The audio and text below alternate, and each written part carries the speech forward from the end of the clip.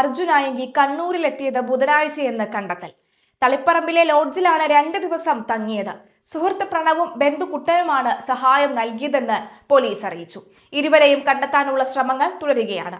അതേസമയം അർജുനായെങ്കിക്കെതിരെ കാപ്പ ചുമത്താനുള്ള നടപടികൾ പോലീസ് ആരംഭിച്ചു. കേസ് ഹിസ്റ്ററി റിപ്പോർട്ട് പോലീസ് ഈ ആഴ്ചയ്ക്കുള്ളിൽ നൽകും. കണ്ണൂർ സിറ്റി പോലീസ് കമ്മീഷണർ മുഖേന കണ്ണൂർ ജില്ലാ കളക്ടർക്കാണ് കേസ് ഹിസ്റ്ററി റിപ്പോർട്ട് നൽകുക. ജില്ലാ കളക്ടറാകും റിപ്പോർട്ടിന്മേൽ അന്തിമ തീരുമാനം എടുക്കുന്നത്.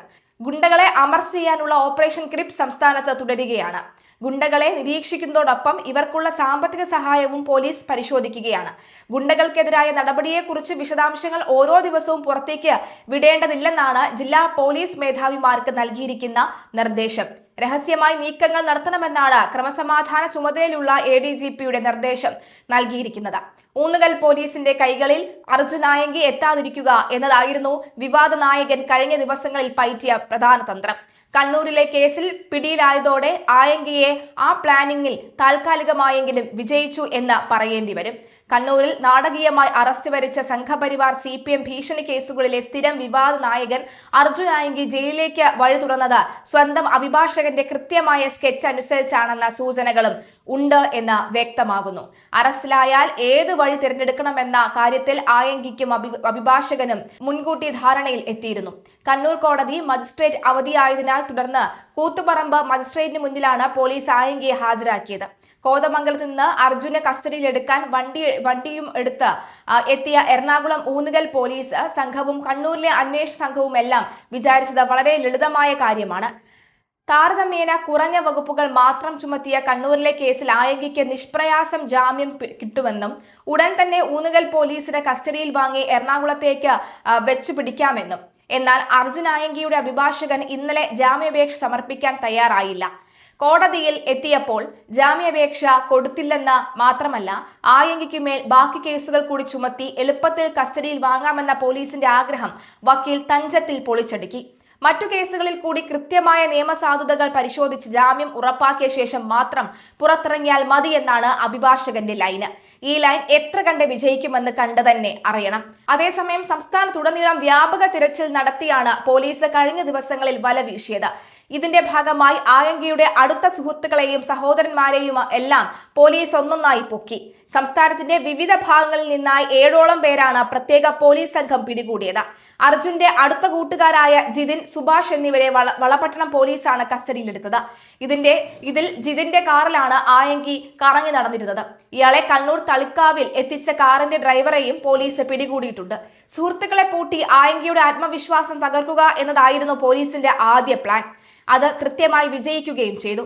വെള്ളിയാഴ്ച പാലിയേക്കര ടോൾ പ്ലാസയിൽ ആയെങ്കി സഞ്ചരിച്ച കാർ CCTVയിൽ പതിഞ്ഞിരുന്നു. എന്നാൽ പോലീസിനെ വഴിതെറ്റിക്കാൻ ആദ്യം കൂട്ടുകാരനൊപ്പം യാത്ര ചെയ്ത ഇയാൾ പിന്നീട് ഒറ്റയ്ക്കാണ് യാത്ര തുടർന്നത്. എടപ്പാളിയിൽ 1 മണിക്കൂറോളം സമയം ചെലവഴിച്ചിട്ടാണ് പോലീസ് സ്പെഷ്യൽ ബ്രാഞ്ചും സ്ഥിരീകരിച്ചത്. ആയെങ്കി കണ്ണൂരിലേക്ക് തന്നെയാണ് കടന്നതെന്ന് പോലീസിന് ഏതാണ്ട് ഉറപ്പായിരുന്നു. ഒളിവിൽ പോകാൻ ഉപയോഗിച്ച ഭാര്യയുടെ പേരിലുള്ള കാർ ശനിയാഴ്ച കണ്ണൂർ പുതിയ തെരുവിന് അടുത്തുള്ള പനങ്കാവിൽ ഉപേക്ഷിച്ച നിലയിൽ പോലീസ് കണ്ടെത്തിയിരുന്നു. എന്നാൽ പോലീസിന്റെ ഓരോ നീക്കവും അപ്പോൾ ചോർത്തിയെടുക്കാൻ ആയെങ്കിക്ക് സാധിച്ചിരുന്നു. അതുകൊണ്ട് തന്നെ ഞായറാഴ്ച പുലർച്ചെ പോലീസ് നടത്തിയ മിന്നൽ നീക്കം അന്വേഷണ സംഘത്തിനുള്ള ചിരലല്ലാതെ മറ്റ് ഉദ്യോഗസ്ഥർ പോലും അറിഞ്ഞിരുന്നില്ല. അതേസമയം ആയെങ്കി ഒരു പരിധി വിട്ട് വളർന്നുവെന്ന തോന്നൽ വന്നപ്പോൾ തന്നെ ഇയാളെ നിയമപരമായി പൂട്ടാനുള്ള നടപടികൾ പോലീസ് ആരംഭിച്ചുവെന്നാണ് ADGP P. വിജയൻ വ്യക്തമാക്കുന്നത്. ഇയാൾക്കെതിരെ കാപ്പ ചുമത്തുന്ന കാര്യം പരിശോധിച്ചു വരികയാണ്.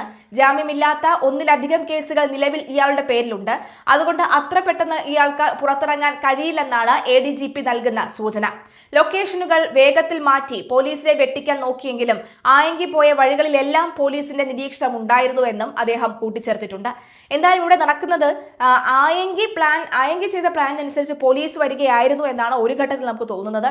എന്നാൽ ഇതെല്ലാം ആയെങ്കിയുടെ പ്ലാനും ആയെങ്കിയുടെ പ്രീ പ്ലാനും പോസ്റ്റ് പ്ലാനും എല്ലാം മനസ്സിലാക്കിയാണ് പോലീസ് നീങ്ങുന്നത് എന്നാണ് ADGP പറയുന്നത്. എന്തായാലും ADGPയുടെ വാക്കുകൾ നമുക്കൊന്ന് കേൾക്കാം. ഒരു ഷോ മാത്രമല്ല ഈ പോലീസിനെ വെല്ലുവിളിക്കുക എന്ന് പറഞ്ഞു കഴിഞ്ഞിരിക്കുകയാണെങ്കിൽ സമൂഹത്തിനെ വെല്ലുവിളിക്കലാണ്. പോലീസ് എന്ന് പറയുന്നത് സമൂഹത്തിൽ നിന്നും വേർതിരിക്കുന്ന ഒരു ഇൻസ്റ്റിറ്റ്യൂഷനല്ല. സമൂഹത്തിൻ്റെ സുരക്ഷിതത്വത്തിന് വേണ്ടിയിട്ടും ജനങ്ങളുടെ ജീവനും സ്വത്തിനും കാത്തു സൂക്ഷിക്കുന്നതിന് വേണ്ടിയിട്ടാണ്. അത്തരം പോലീസിനെ വെല്ലുവിളിക്കുന്നതിൽ ആഹ്ലാദം കണ്ടെത്തുന്നുണ്ടെങ്കിൽ അത് സമൂഹത്തിനെ വെല്ലുവിളിക്കുന്നതിൽ ആഹ്ലാദം കണ്ടെത്തുന്നതാണ്. ഞങ്ങൾ ഇത്തരത്തിൽ വെല്ലുവിളിക്കുന്നതിൽ ആഹ്ലാദം കാണുകയും അതിന് പോസ്റ്റിന് ലൈക്ക് ഇടുകയും കമൻ്റ് ഇടുകയൊക്കെ ചെയ്തിരിക്കുന്ന ആളുകളെയും പിന്നാലെ ഉണ്ട്. അല്ല, അയാൾ ലൊക്കേഷനുകൾ പലയിടത്തു നിന്നും മാറി മാറി നടക്കുകയായിരുന്നു. പക്ഷേ അയാൾ പോകുന്ന മാറലുകളൊക്കെ ഞങ്ങളുണ്ടായിരുന്നു. പക്ഷേ ഞങ്ങളൊരു കാര്യമുണ്ട്, ഞങ്ങൾക്ക് ബഹുമാനപ്പെട്ട ആഭ്യന്തരമന്ത്രിയുടെ കൃത്യമായിരിക്കുന്ന നിർദ്ദേശമുണ്ട്. ഒന്ന്, ഇയാളെ പിടിച്ചിരിക്കണം. രണ്ട്, ഇതൊരു നമ്മളുടെ ഒരു ഹ്യൂമൻ റൈറ്റ്സ് വയലേഷനോ നിയമപരമല്ലാത്തൊരു രീതിയും ഫോളോ ചെയ്തത്. കൃത്യമായിരിക്കുന്ന നിയമപരമായിരിക്കുന്ന രീതികൾ ഫോളോ ചെയ്തുകൊണ്ടാണ് നമ്മൾ ചെയ്തത്. അതെല്ലാം അതാരോ കേരള പോലീസിൻ്റെ തീരുമാനമായിരുന്നില്ല. അല്ല, ഞാനിവിടെ പറഞ്ഞു അതാണ്. കാരണം ഞങ്ങൾ കുറച്ച് പേരെ ഓടിക്കുകയായിരുന്നു. അത് കഴിഞ്ഞ് ഇന്നലെ 2 മണിക്കാണ്, ഇന്ന് പുലർച്ചയ്ക്ക് 2 മണിക്കാണ് ആ മാരത്തോണിൻ്റെ ഒരു ഘട്ടം കഴിഞ്ഞ്. പക്ഷേ മാരത്തോൺ ഇവിടെ അവസാനിച്ചിട്ടില്ല. ഞങ്ങൾ ഓപ്പറേഷൻ ഗ്രിപ്പ് എന്ന് പറഞ്ഞൊരു മാരത്തോൺ ഉണ്ട്. ആ മാരത്തോൺ ഗുണ്ടകൾക്ക് പിന്നാലെയുള്ളതാണ്. അതിൽ ഇന്നലെ ഒരു 55ഓളം പേരെ ഞങ്ങൾ കസ്റ്റഡിയിൽ എടുത്തിട്ടുണ്ട്. അത് തുടർന്നുകൊണ്ടിരിക്കും. കാരണം ഈ ആയെങ്കിയല്ല, ഇനി ഒരു ആയെങ്കിലും തന്നെ സമൂഹത്തെ വെല്ലുവിളിക്കുന്ന രീതിയിൽ ഉണ്ടാകാൻ പാടില്ല. അത്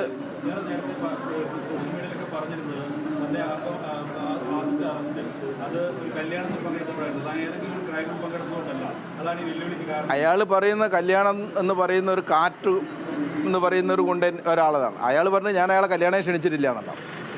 ഇവിടെ ചില ഗുണ്ടകൾ പിന്നെ അവരുടെ ഗാങ്ങിനെയൊക്കെ ചേർന്നുകൊണ്ട് ബർത്ത്ഡേ പാർട്ടി നടത്തുക, അത് സോഷ്യൽ മീഡിയയിൽ ഇടുക, അതൊരു ഹീറോയിസം ആകെ മാറുക, എന്നിട്ട് യങ്സ്റ്റേഴ്സിനെ തെറ്റിദ്ധരിപ്പിക്കുക, അല്ലെങ്കിൽ അവർ അതിലൂടെ തന്നെ ആളുകളിൽ ഒരു വലിയ ക്ലൗഡ് സമൂഹത്തിൽ സൃഷ്ടിക്കുക. ഇത്തരം കാര്യങ്ങൾ കാണാറുണ്ട്.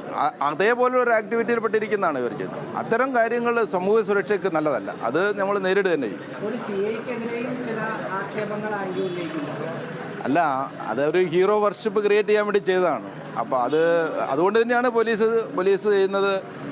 ഞാൻ പറഞ്ഞല്ലോ, ഒരു CIക്കെതിരെ വെല്ലുവിളിക്കുന്നു എന്ന് പറഞ്ഞു കഴിഞ്ഞാൽ സമൂഹത്തിൻ്റെ സുരക്ഷിതത്വം ഏൽപ്പിച്ചിരിക്കുന്ന ഒരു പോലീസ് ഉദ്യോഗസ്ഥനെയാണ് വെല്ലുവിളിച്ചിരിക്കുന്നത്. ആ വെല്ലുവിളി ഒരു കാരണവശാലും അനുവദിക്കാൻ പാടില്ലല്ലോ. ഇത് തന്നെയാണ് ഞങ്ങളെ ബഹുമാനപ്പെട്ട ആഭ്യന്തരമന്ത്രിയും പറഞ്ഞിരിക്കുന്നത്. അത്തരം വെല്ലുവിളികൾ ഒരു കാരണവശാലും കേരളത്തിൽ അനുവദിക്കില്ല.